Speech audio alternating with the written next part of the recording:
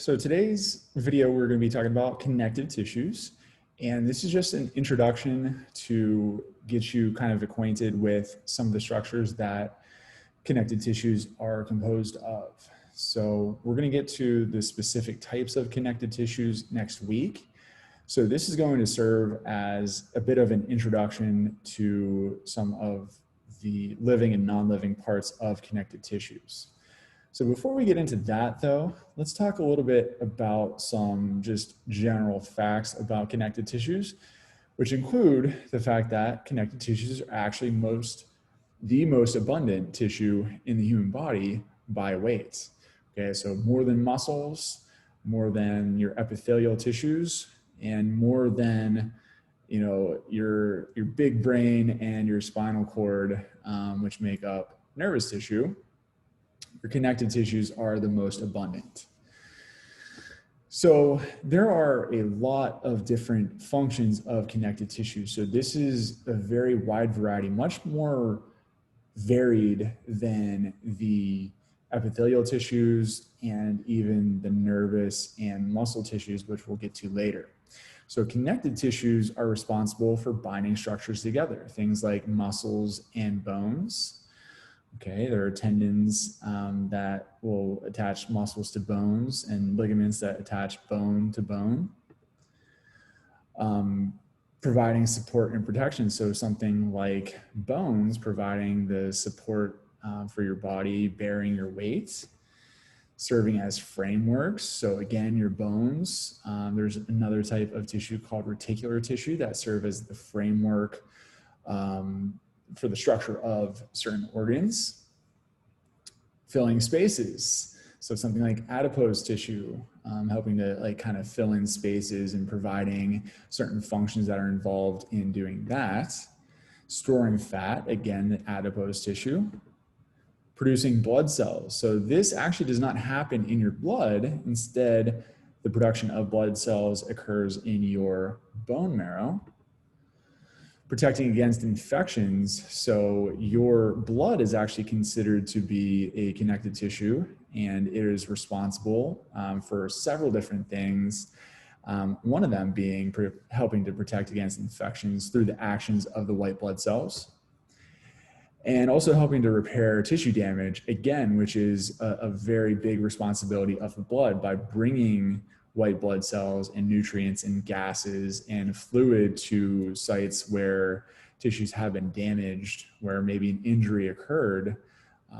Your blood plays a vital role in providing some of the repair work. So let's talk about some ways that connective tissues actually differ from epithelial tissues. So I think you'll remember that epithelial tissues have cells that are spaced very closely together. Well, connective tissues are not necessarily going to have cells that are right smack up against each other. So there is a lot more room between connective tissue cells than there were between the epithelial cells.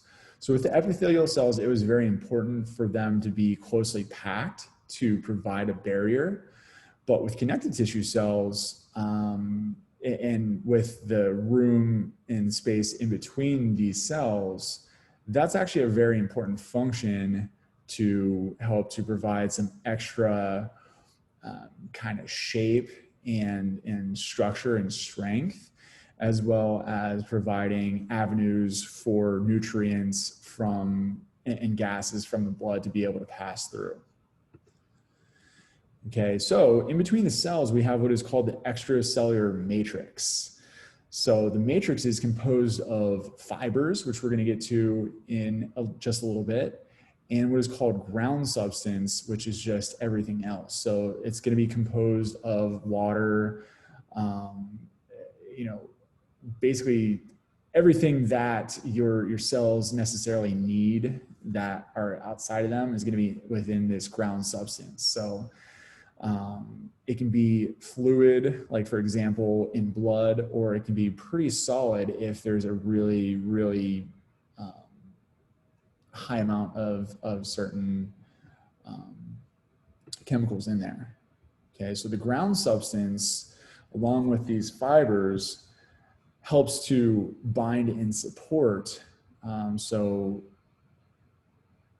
providing a little bit of extra support for these connective tissue, binding the connective tissue to, for example, the epithelial tissue, which is always pretty close by, along with potentially binding to other types of tissues as well. But this ground substance is also very important because it allows substances to pass through it. So things that are coming from the blood or going to the blood can flow through the ground substance. Connective tissues have a very good blood supply for the most part, and that is a very stark difference from the epithelial tissues, which don't have a blood supply.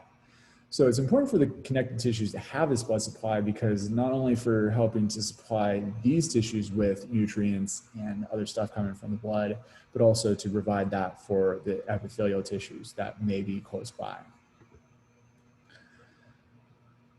The cells in epithelial tissues divide very readily. However, in connective tissues, that is not always the case. So in some types of connective tissues, the cells can divide, but in a lot of cases, the cells may either be done dividing or they just don't really have the ability to divide if there isn't a very good blood supply.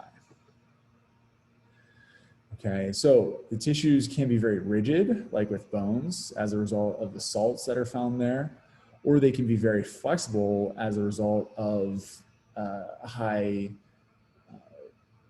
amount of elastic fibers, which we'll talk about those in a moment. Okay, so there are three different cells that we're going to talk about. So right here, we have a specific type of connective tissue known as areolar connective tissue. And I'm featuring this because it has all of these cells displayed here in this diagram. So the first one that we have is one of the most important, and they're called fibroblasts. And fibroblasts are like the one that we have right here, responsible for producing the fibers that make up the matrix. So this is the first time that we're really seeing this suffix to, to describe a cell. So anytime you see blast, blast means immature. So an immature cell is one that is still actively dividing and really still doing its job very actively. So anytime you see the word blast, you can assume that it is still basically going about its normal business and it hasn't really retired yet.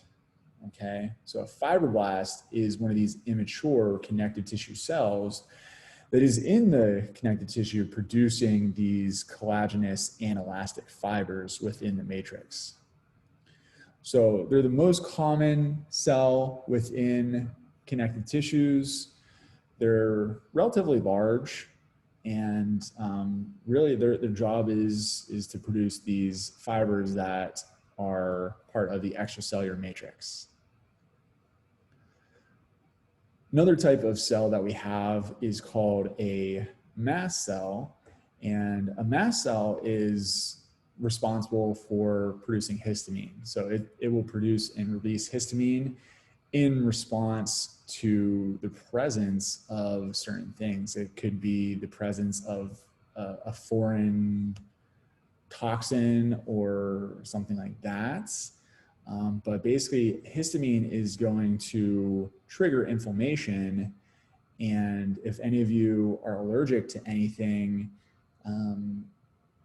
those allergic reactions occur as a result of an excess of histamine being released. Okay, whether it's being stung by a bee or perhaps eating a peanut or something like that, your body is reacting to those foreign things basically in a negative way by producing the histamine in an extreme amount, which will lead to some pretty serious potential complications, such as closing down of airways or just an excess of itching, So that is what histamine is for. Histamine is for basically calling for inflammation, which is not necessarily a bad thing, but inflammation is when your body is trying to heal itself. Okay, but too much can be a bad thing.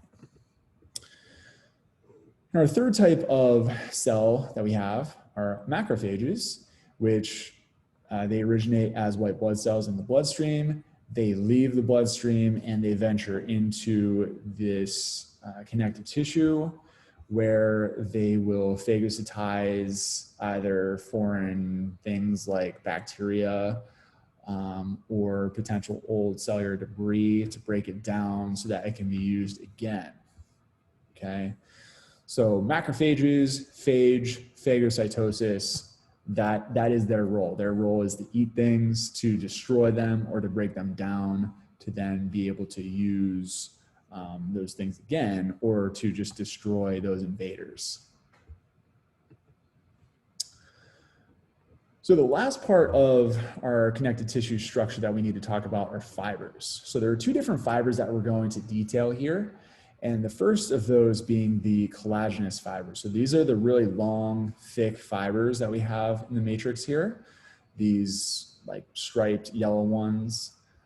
So they're made up of very large bundles of collagen proteins, which provide structure. So the collagenous fibers, they're thick, they're very strong, they provide a lot of tensile strength. So that helps to resist pulling forces. So like in connective tissues like tendons or ligaments, there's a very large amount of collagenous fibers within the matrix there.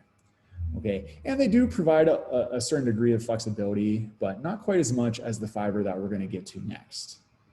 All right, so collagenous fibers are found abundantly in dense connective tissues, which is why they're called dense connective tissue, because of the density of all the collagenous fibers within the matrix. So like I said, these types of fibers will be found in abundance in ligaments and tendons, which are made up of this dense connective tissue, which is made up of a very large proportion of collagenous fibers. Okay, so our last type of fiber is elastic. So these are made up of elastin proteins. So collagenous is collagen, elastic is elastin proteins. So these are a bit weaker and thinner than collagen, but they are more elastic and more flexible. So basically you stretch it out and then it goes back to normal. Stretch it out, goes back to normal. So it provides a little bit more elasticity and flexibility within the tissue. So that's especially important in places like your vocal cords or air passages, where it's important to have that elasticity where it can change shape and then go back to normal. So these are all of our connective tissues that we're going to detail next week. So there's a total of 11, which you should already be familiar with after filling out your chart. So we'll get into the details here, but essentially there are some basic connective tissues, which they can be loose where there's a lot of space in the matrix, like areolar or adipose and reticular connective tissue, or it can be very dense that has lots of collagenous fibers, like in the regular dense, irregular dense, or elastic connective tissues. So in addition to that, we have cartilage, so hyaline, elastic, and fiber cartilage, and then a couple of really special connective tissues like bone and blood. So all 11 of these we will detail next week.